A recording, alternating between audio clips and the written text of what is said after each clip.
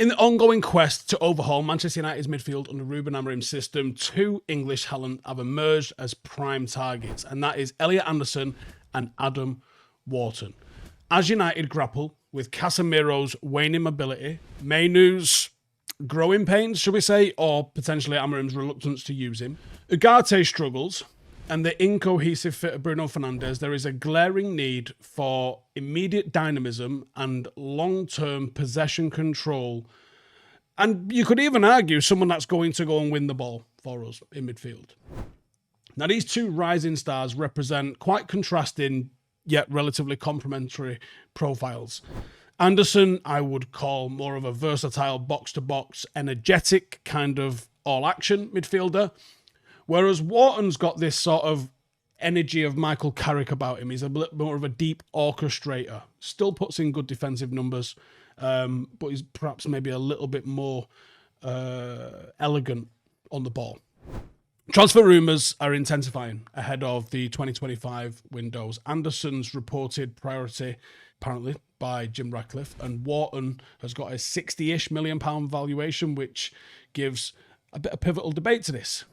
Who is better, and who better fits Manchester United's urgent need for intensity, tactical flexibility, and just a damn good midfielder?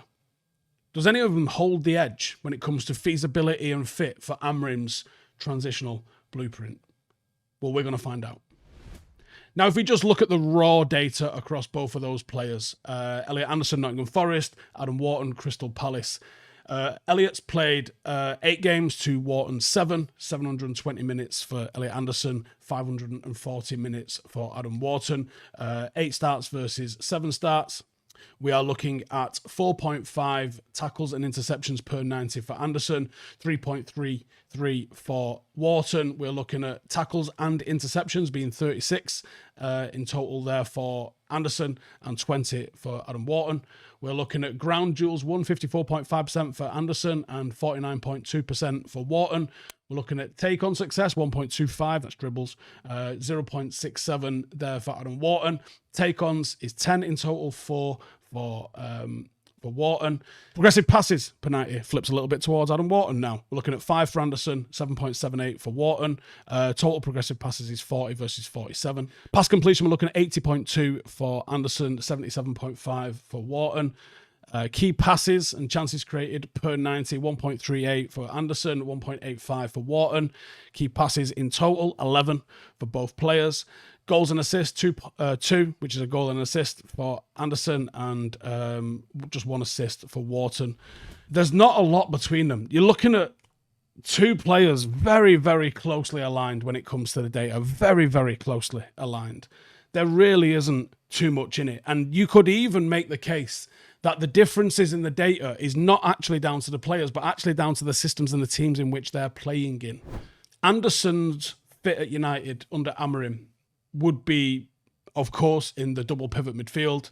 He's got versatility. His box-to-box profile aligns with what we know Amorim wants in terms of a midfielder that's not just going to sit and scream, but actually get a little bit of press out of, a little bit of dynamism out of. He was aggressive in his press. He contributes both defensively and on the attack as well, which you know you're going to need from a midfielder like that.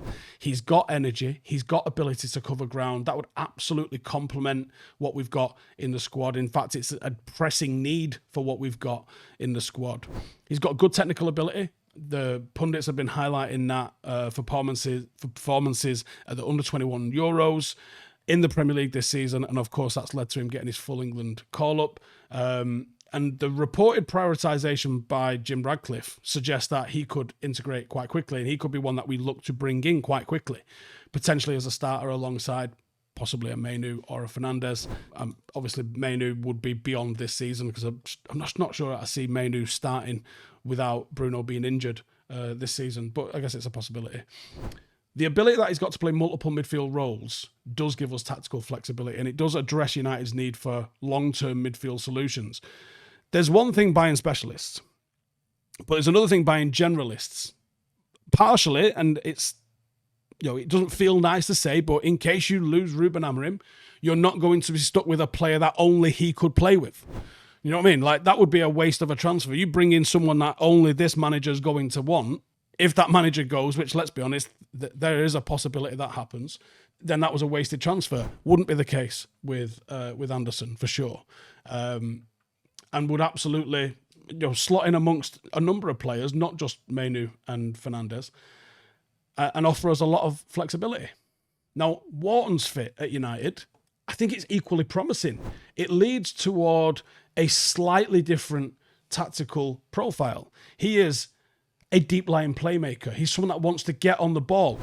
A role we don't have in this squad right now. And maybe we're looking at this saying, well, Amorim doesn't use that. Does he not use it because he doesn't want it? Or does he not use it because he doesn't have it? I think that's the question we're not going to know. He would excel as a number 6, anchoring this midfield, having great positional discipline and an exceptional range of passing and composure. Different player to Mainoo, different player to Bruno, different player to Ugarte, different player to Casemiro, just his own sort of unique kind of profile. He would help us build up possession play. He would help us maintain possession and build up. I think there would be a lot of benefits because Wharton's ability to control the tempo and break lines with progressive passes, it's almost Michael Carrick-esque, as noted by Rio. Makes him a natural fit for a team that wants to improve ball retention and transition better from defence to attack. However, he is less intense. He is not quite as aggressive when it comes to the press, and he might require a more physical presence alongside him. Could that be Mainoo? Could that be Carlos Baleba? His long-term potential is immense, but the integration for him might require a different profile. Now, maybe Bruno Fernandes could do the job alongside him, but I think you'd be asking Bruno to restrict certain parts of his game to allow Wharton to fit in properly. Right now, I'm quite torn. I see the argument for saying Anderson is a slightly better suit because of immediate impact and looking at what we already have in the team. But I also think there is a massive case to be made that we're not seeing the sort of deep-lying playmaker that can control the tempo for Manchester United because we don't have a player of that nature. It's like, if we didn't have a striker and we were choosing to play a system without a striker, would you assume that the manager doesn't want to play a striker, or would you just assume we don't have a striker that we could play? There's a lot of things that I think Anderson could come in and do well, and there's a hell of a lot of things that I think Wharton could come in and do well. The key here is, what does the manager want?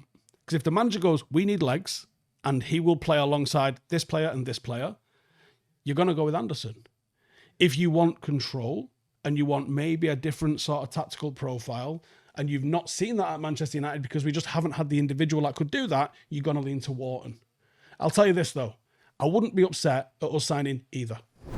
But what I will do is I will throw it to you guys, and I'm going to say, let me know in the comments. Who would you go with? But more importantly, why would you go with that player?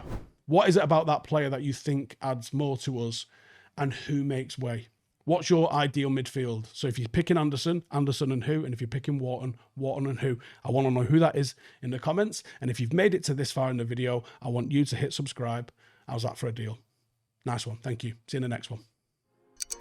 Hey, thank you for watching the video. If you are new around these parts, then don't forget to subscribe. My channel is proudly supported by my community on Patreon. If you'd like to get a little bit of extra content, a Discord group, meetups, five-a-side games, weekly podcasts, behind the scenes, and even an occasional bit of transfer news as and when I get it, then for the price of a pint, you can show your appreciation for the content that we make and get some goodies for doing so as well. Check the link in the description or click the button right here. You'll also find all of my socials here too if you want to follow me on any of those platforms. Nice one.